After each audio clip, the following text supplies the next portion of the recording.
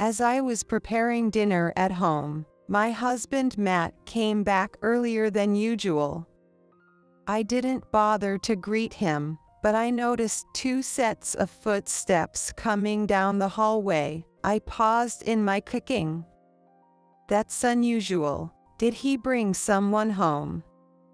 Matt stomped down the hall and threw open the door with force, suddenly glaring at me.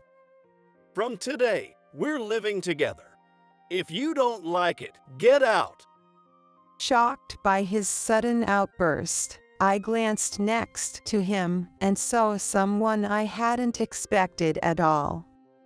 It was Kenny. Kenny is a boy I often meet while walking the dog in the park. Our eyes met, and both of us held our breath. Even then, Matt, without explaining anything, kept insisting that we were going to live together. He repeated the same thing over and over, not giving me a chance to speak. I couldn't believe he had brought Kenny home. After waiting for Matt to finish talking, I finally replied, "All right." He probably thought that I was intimidated by his demeanor and had agreed to the arrangement. Matt wore a proud expression, as if to say, "Naturally." But that expression quickly changed when Kenny spoke up. Finally. Kenny smiled brightly at me, and I smiled back. Matt, however, looked confused, as if wondering what was going on. Really, it's amazing. What we talked about has finally come true. It was unbelievable. Who could have imagined that our wish would come true in such a way? Ever since that moment when I discovered a certain truth, I had been hoping for this outcome. The alarm clock rang, and another day began. I am Helen, soon to turn 50. I live with my husband, Matt, though by the time I wake up, he's usually already left for work. He'll probably be home late tonight, as well. When we first got married, I used to see Matt off with a smile when he left the house, and I'd be there to greet him at the door when he came back. But that habit has long since faded. Now, Matt rushes out the door without a word to me. When did things start to go wrong? Our marriage isn't going well. Lack of communication, differences in values, and issues with in-laws, all these things can cause tension in a marriage. In our case, it all started with my infertility. From the beginning, both of us wanted children, and I went through treatments at the OB/GYN. Infertility can be caused by a number of factors, like ovulation disorders or immune problems, but for me, the cause was unclear. Despite continuing treatment, I wasn't able to conceive, and before I knew it, I had reached this age. In the beginning, I believe Matt was quite supportive. He often accompanied me to the clinic and took the time to research infertility, sharing what he learned with me. I remember how he would find exercises and supplements that were supposed to increase the chances of pregnancy and encourage me to try them. Each time our treatment escalated and it became clear that I still couldn't conceive, the shock I felt was indescribable, but Matt would cry and grieve alongside me. However, over time, his patience wore thin, and he began to lash out with hurtful words more frequently. It's your fault we can't have kids. What are you going to do about it? Please don't say that. The cruel words from the person I wanted to understand me the most wore me down day by day. Now, When we do see each other, we either have heated arguments or avoid speaking altogether. Our marriage has grown cold. In the past few years, Matt has been coming home late from work, and we hardly spend any time together. Despite the gloom that fills my days at home, there is still something I look forward to. All right, Rolly, let's head out. Rolly is my beloved dog, whom I started raising about 5 years ago. I take care of everything related to him, feeding, walks, and shopping for his supplies. I had asked Matt if we could get a dog to fill the void in our unhappy marriage. His response was, "Do whatever you want." So I went to the pet shop alone and brought Rolly home. The breed of Rolly is a Shih Tzu. With a friendly personality and soft, fluffy fur that's absolutely adorable. His rounded silhouette after a haircut is what inspired his name. The moment I saw him looking up at me from inside his crate, I was completely smitten. Back then, Rolly was a tiny puppy, but now he's grown up considerably. I read that a dog's 5 years is equivalent to about 36 human years. It's strange to think that this adorable creature is actually a grown adult. Taking Rolly out for walks along our usual route has become a routine, both morning and evening. Being outside and moving around helps to ease the gloomy feelings caused by the tension at home. Rolly, who doesn't know the meaning of shyness, approaches everyone he meets with enthusiasm. Thanks to him, I've become familiar with many of the people who greet us or walk their dogs in the neighborhood. I find that talking to others through my dog makes it easier to connect with them than if I were talking one-on-one. Engaging in conversations with people I meet during our walks has become one of my small joys. Good morning, Helen and Rolly. Good morning, Kenny. Kenny is a 6-year-old boy who lives nearby. He's full of smiles and always so charming. He greets us every time we cross paths during our walks, and as a result, Rolly has grown very fond of him. What have you been up to today? I always ask Kenny this question whenever we meet. When I asked the question, Kenny's face fell slightly, showing a hint of sadness. As I got to know Kenny better, I began to notice a few things. Kenny often wandered outside alone, not just in the morning but also during evening walks. His parents seemed indifferent to him. I also noticed that his clothes were often not the right size and a bit dirty, which concerned me. Could he be a victim of neglect? From what I could tell, there didn't seem to be any direct violence involved.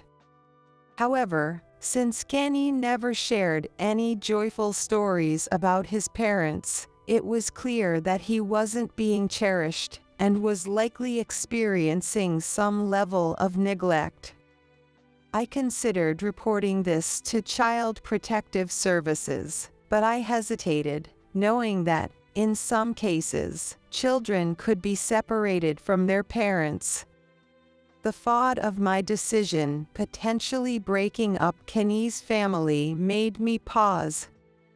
Instead, I decided to listen to Kenny's stories and keep an eye on him daily, so I could step in immediately if something serious happened.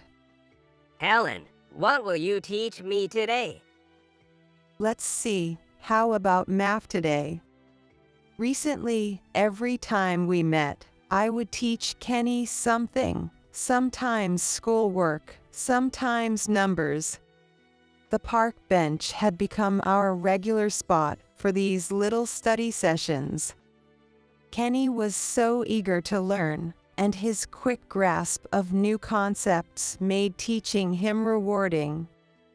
Having long wished for a child, but never having that wish fulfilled, Kenny had become a precious presence in my life. I wanted him to feel that there was a trustworthy adult nearby. I hoped that our time together could brighten his days, even just a little. It was with this wish in mind that I went about my days, including today. Things changed on a rainy day, about a year after I first met Kenny. The town's landscape was starting to change with the falling oak leaves, and the weather had turned chilly. Some dogs might prefer to stay indoors on rainy days. However, if Rolly stays indoors on rainy days, he tends to bark excessively, likely due to not getting enough exercise. For me, getting outside was also a welcome change of pace, so I didn't mind the rain. I dressed Rolly in his raincoat, and we headed out as usual. The fallen oak leaves had created a red carpet on the ground. The scene was so beautiful that I found myself admiring it as we walked. Holding the umbrella, I continued along our usual route, when suddenly Rolly bolted. It happened so quickly that I nearly lost my balance. "Rolly, what's gotten into you?" Had something caught his attention? I didn't really want to run in the rain, but once Rolly started, he wouldn't stop, no matter how much I called out to him. Resigned, I decided to follow his lead. As I hurried to keep up with the leash-tugging Rolly, I realized he was heading towards the park we often visited. "So, you just wanted to play at the park?"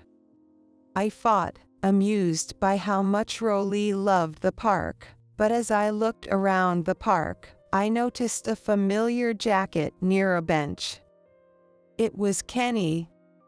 It was then that I realized the reason Rolly had suddenly started running. He must have picked up Kenny's scent. Even in the rain, Rolly's ability to recognize Kenny was impressive, a result of their frequent meetings. I was about to call out to Kenny as usual, but something seemed off, and my heart skipped a beat. Kenny was curled up by the bench, not moving. His usual cheerful smile was gone, replaced by a pale, sickly expression. It was clear that he wasn't feeling well at all. "Kenny, are you okay? Why are you out here on a rainy day without an umbrella?" Mom, she told me to leave because a guest was coming over. Kenny's voice was thin and shaky, as if he was on the verge of tears. His clothes were soaked through, and water was dripping from his hair. What kind of parent would send such a young child out into the rain without an umbrella? What could possibly be going through their mind? I felt an overwhelming surge of anger, so strong that it brought tears to my eyes. As I tried to figure out what to do, I placed my hand on Kenny's forehead. Even without a thermometer, it was clear he had a fever. He looked too weak to stand. This could be a dangerous situation. At this point, it was beyond something I could handle alone. Without hesitation, I dialed 911 and called for an ambulance. At the same time, I found Kenny's address and personal information among his belongings and informed his mother that he was being taken to the hospital by ambulance. Kenny's mother, who answered the phone, sounded surprised but quickly responded with a simple "I understand," before hanging up abruptly. Her reaction left me with mixed feelings, but Kenny's well-being was the priority. Even though I wasn't a relative, Kenny held onto my hand tightly, and since I was the only one who knew what had happened, I accompanied him in the ambulance to the hospital. All I could do was grip his hand firmly, hoping with all my heart that he would be okay. When we arrived at the hospital, Kenny was immediately taken to a treatment room and put on an IV drip. When I asked the doctor about his condition, he confirmed that Kenny's illness was due to exposure to the cold. It was no wonder. In a season where it's already chilly just walking outside, getting caught in the rain is bound to make anyone feel unwell. Fortunately, the doctor assured me that Kenny's life was not in danger. With rest and proper nutrition, he should recover. I felt a wave of relief wash over me. After some time, Kenny's mother finally arrived at the hospital. Even though their house wasn't far, it had taken her quite a while to get there. What had she been doing? When I explained Kenny's condition, she didn't express any gratitude toward me. Instead, she looked at me with a deeply annoyed expression. "I'm taking Kenny home. He doesn't need to be admitted to the hospital." While it was true that Kenny's condition wasn't critical, I couldn't help but feel that she was being too hasty, not even listening to the doctor's full explanation before deciding to take him home. But I knew it wasn't my place as an outsider to intervene. Kenny was taken home by his mother, and though I was worried about him, I returned to my own home. It was much later than usual, and when I arrived, the lights were already on. As I opened the living room door, I was met with the sight of Matt, who had returned from work and was looking at me with a furious expression. Hey, where have you been? I come home exhausted, and dinner isn't even ready. The first words out of Matt's mouth were complaints about the lack of a prepared meal. He banged on the table, clearly furious. There was no sign of concern or curiosity about why I was late or what might have happened. Even though he often comes home late without explanation, he expects something different from me. I sighed inwardly but decided to explain what had happened. I told him about the neighborhood boy, Kenny, who was so sick that he looked like he was going to collapse. I explained that I had to call an ambulance and accompany him to the hospital, which was why I was late. Well, if that's what happened, I guess it couldn't be helped. The faint hope that he would say something understanding was quickly shattered. Don't waste your time on someone else's kid. You've just caused more trouble. Nothing good ever comes from you meddling. My hands froze as I was about to take off my coat. With those words, Matt dismissed not just what I had done for Kenny, but everything about who I am as a person. The Matt who once supported me during the early years of our marriage was gone.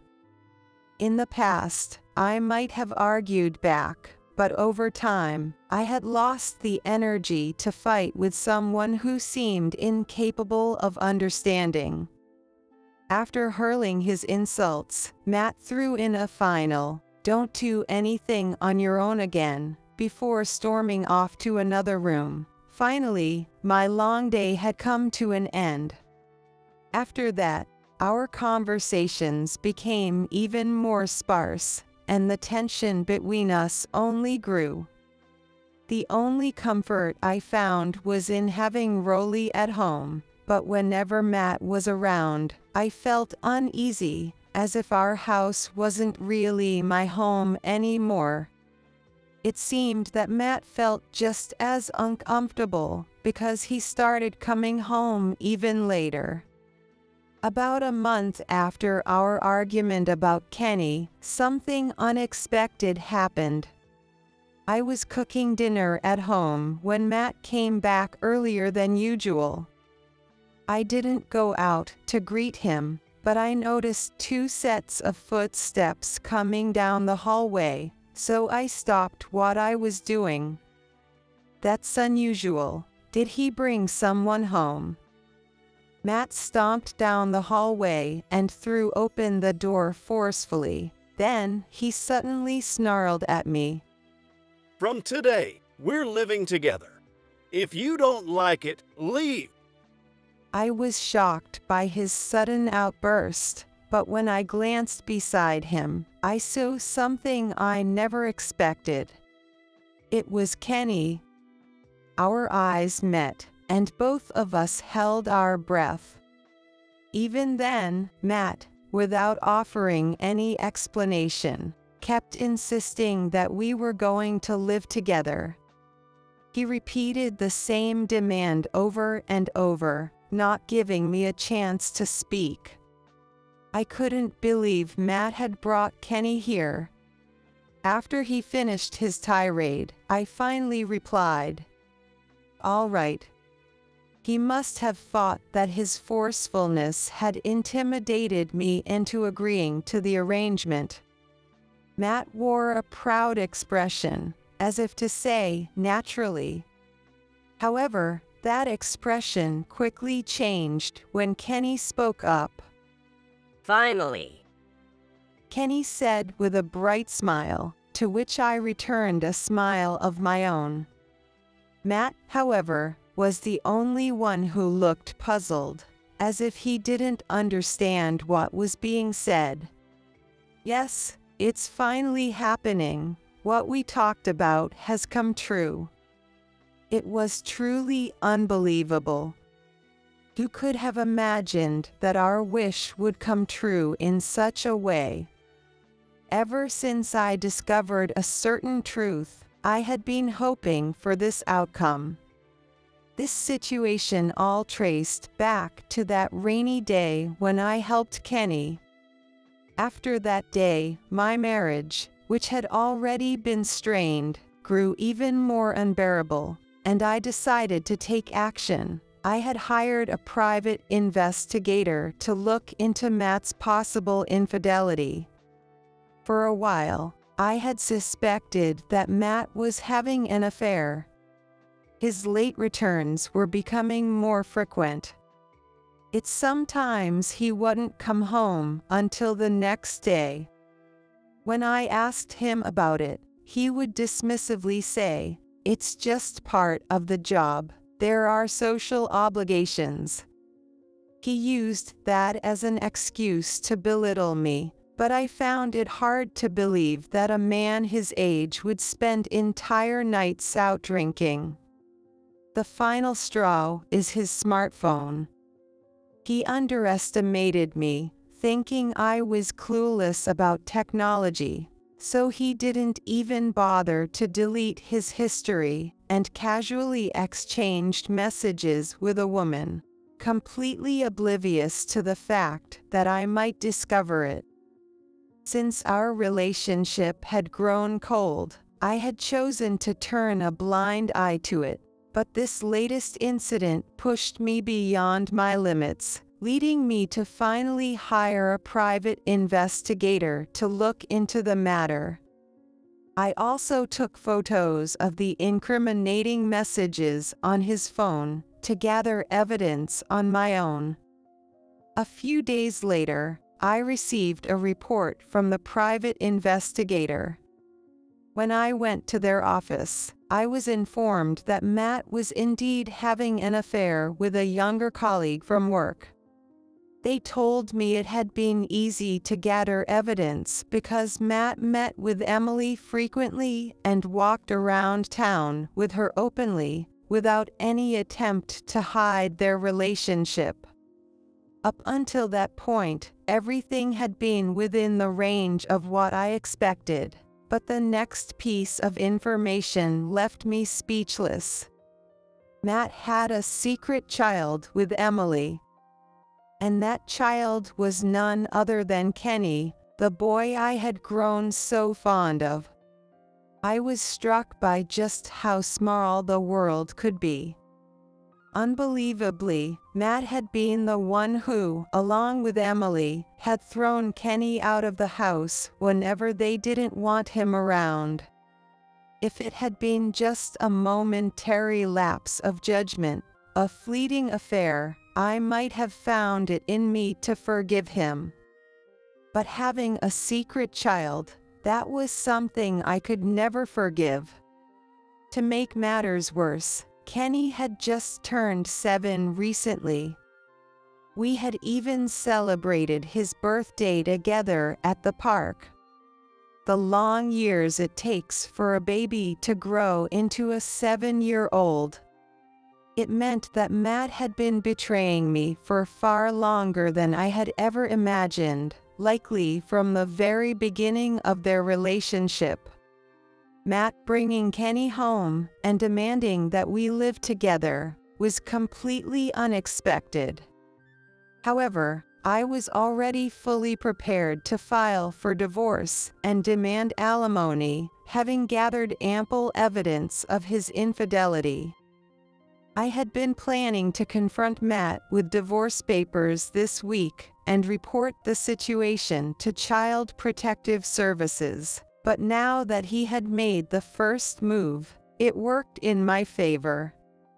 Given Matt's past behavior, it was clear that he was trying to flatter me by saying things like, "You're the best person to raise him," and then pushing the responsibility of raising Kenny onto me. He probably planned to use this as an excuse to kick us out, divorce me, and then remarry Emily. I felt a deep sense of contempt for Matt, who was so shallow and self-centered. But I wasn't foolish enough to fall into his trap. If he thought things would go his way, he was in for a rude awakening. Matt seemed stunned as he watched Kenny and me happily discussing our new living arrangement. I wish you were my mom, Helen. I bet every day would be so much fun. Kenny had once wistfully said to me, "Oh, Kenny, someone like me as your mom." I remember feeling a bit embarrassed at the time and responding. Even though I said that, Kenny was a sincere child, and Rolly had grown very attached to him. Deep down, I had always thought, if only I could be a family with him.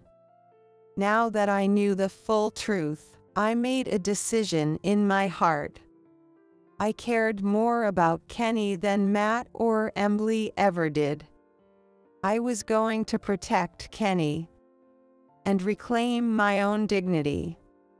You may not have noticed, but I know everything. I know about your affair, and I know that Kenny is your secret child with Emily. An affair? No, that's ridiculous. No, wait. This kid is a relative. His parents had to move overseas for work, but they couldn't take him with them, so they asked for help. It's only natural to help family. Right. Matt was clearly shocked that I knew everything. But even now, he thought he could outmaneuver me. He continued to pile lies upon lies without a hint of remorse. What was he thinking, trying to deceive me at this point? Even if Matt and Emily were to apologize, there was no way I could ever forgive them for what they had done to Kenny. I was also done letting Matt have his way. It seems you won't listen to reason, so I'll have to call the police. Ignoring Matt's attempts to stop me, I called the police and explained the situation to the officers who arrived. I recounted everything, from the day I had to call an ambulance for Kenny after he had been thrown out in the rain, to all the other details of what had happened. As I calmly explained everything to the police, Matt became increasingly enraged, realizing that things were no longer going his way. He continued to hurl insults at me, but the police eventually took him away. Later, I learned from the police officer who had spoken to me that they had promptly visited Emily as well for questioning. During the investigation, more and more troubling details about Matt and Emily's treatment of Kenny came to light. They had forced Kenny to stay outside when they were together, giving him no money or food. He was only allowed to take a shower every 2 or 3 days. And they made him wear the same unwashed clothes over and over. The details were horrifying. Though I had thought there was no physical abuse, it turned out they had been hitting and kicking him in places covered by his clothes, where friends and teachers wouldn't notice. I couldn't help but feel a deep regret for not recognizing the signs earlier, and for underestimating the severity of the situation.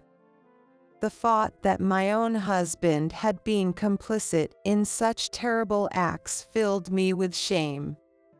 All I wanted was to embrace Kenny, who had grown up so strong despite the abuse he endured.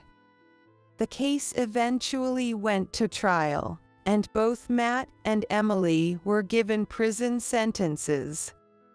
They were convicted of abandoning their responsibilities as guardians and were sentenced accordingly. It was the only appropriate outcome. While I had hoped that they would reflect on their actions, Matt and Emily instead had the audacity to ask Kenny and me to write letters pleading for reduced sentences. A plea for leniency, also known as a petition for reduced sentencing, is a document in which the victims express to the judge or authorities their wish for the perpetrator's punishment to be lessened. In cases such as traffic accidents, I've heard that the relationship between the parties involved after the incident can lead to situations where a plea for leniency might be used. However, there was no way that Kenny, who grew up unloved and mistreated by his parents, or I, betrayed by my husband, would wish for their punishment to be lessened. Even at this point, they were still trying to escape the consequences of their actions. Perhaps the day when they truly regret what they've done will never come for those two. They really are beyond saving. Naturally, we immediately refused their request. In this town, which is generally considered safe, incidents that require police intervention are rare. What Matt and Emily did became a major local news story, reported on by the news channels day after day.